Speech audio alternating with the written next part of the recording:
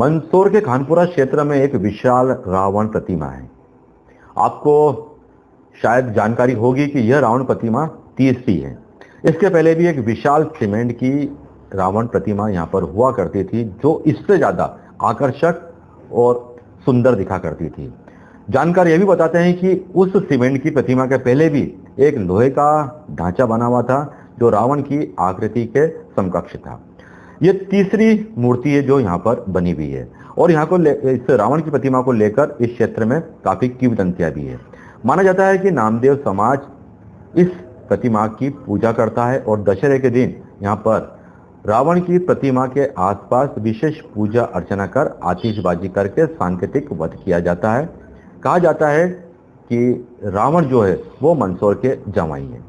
ऐसी कई कहानियां इस रावण प्रतिमा से जुड़ी हुई है। कहा तो यहाँ तक जाता है कि इस रावण प्रतिमा के पैर में यदि आप लच्छा बांधते हैं तो आपको एक दिन छोड़कर एक दिन आने वाला बुखार, यानी कि एकाध तरह का बुखार जो कहते हैं, वो भी समाप्त हो जाता है। और यहाँ की मिट्टी को यदि आप ले जाकर घर पर रख देते हैं तो कहते हैं कि उससे खटमल भी पैदा नहीं होते हैं।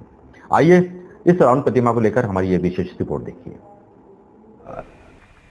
नामदेव समाज यहाँ पर प्रतिवर्षानुसार जो दशहरा उत्सव की परंपरा का निर्वहन करता है और इसी के तारतम्य में यहाँ पर रावण महाराज की पूजा होती है। ऐसी किंवदंती रही है कि रावण को मंदसौर शहर का जमाई मानते हैं और उसी बात को ध्यान में रखते हुए यहाँ पर, चूँकि मालवा की परंपरा है, आप और हम सभी जन जानते हैं कि जमाई की सम्मान किया जाता है, पर्दा किया जाता है, घूंघट किया जाता है और पूजा अर्चन भी की जाती है। उसी को ध्यान में रखते हुए यहाँ पर दशहरे के दिन सवेरे रावण महाराज की पूजा अर्चन की जाती है। उनके पाँव में लच्छा बांधा जाता है। मंदसौर शहर के सुख समृद्धि की कामना हम करते हैं और साथ ही गोधूली बेला में शाम को राम रथ के साथ यहाँ पर अखाड़ा आता है और रावण वध की परंपरा का निर्वहन यहाँ पर किया जाता है। कितने वर्षों से परंपरा निभाई है? ये कई वर्षों से परंपराएं निभाते आ रहे हैं। निश्चित ये कि ये कहा जा सकता है कि लगभग 300-400 वर्षों से तो ये परंपराएं चलती हुई आ ही रही होगी, क्योंकि इसकी पुरानी वाली प्रतिमा भी बहुत पुरानी यहाँ पर थी। हमारे पुरखे भी इस बात का उल्लेख करते रहे हैं। कितना फीट का है ये? ये रावण जो है 51 फीट की प्रतिमा ये है। इसमें जो है 10 मुख होते हैं। आप लोगों को मैं एक विशेष रूप से एक बात और बताऊं, आप इसकी प्रतिमा का मुख्य चेहरा देखेंगे, उसके आजू बाजू में 4-4 मुख लगे हुए हैं। तो ऐसे गिनेंगे तो नहीं दिखेगा, लेकिन मुख्य प्रतिमा के ठीक ऊपर एक गधे की प्रतिमा भी बनी हुई है। वो इस बात का प्रतीक है कि जब व्यक्ति के मन में अगर गधे जैसी बुद्धि हो जाए या कोई अहंकार आ जाए तो उसका प्रतीक के रूप में वध भी करना चाहिए।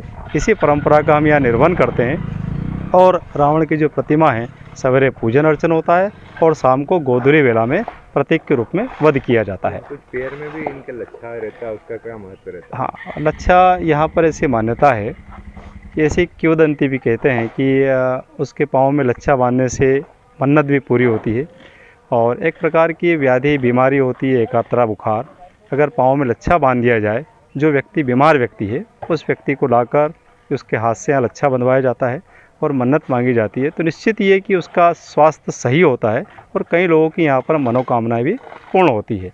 देखने में आता है कि साल भर तो रावण जैसे स्थिति में खड़ा रहता है, क्या इसका विकास होना चाहिए, थोड़ा सौंदर्यकरण होना चाहिए? बिल्कुल होना चाहिए, चूँकि ये एक ऐतिहासिक प्रतिमा है और ऐसी ऐतिहासिक और धरोहर वाली प्रतिमाओं का संरक्षण होना चाहिए।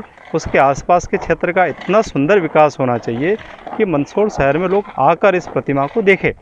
चूँकि हम देख रहे हैं कि मंदसौर के पशुपतिनाथ मंदिर का जिस प्रकार से विकास हो रहा है, तो उसी को ध्यान में रखते हुए क्यों न यहाँ पर इस प्रतिमा के आसपास भी इतना सुंदर सा वातावरण और क्षेत्र बनाया जाए जिससे यहाँ पर विकास हो।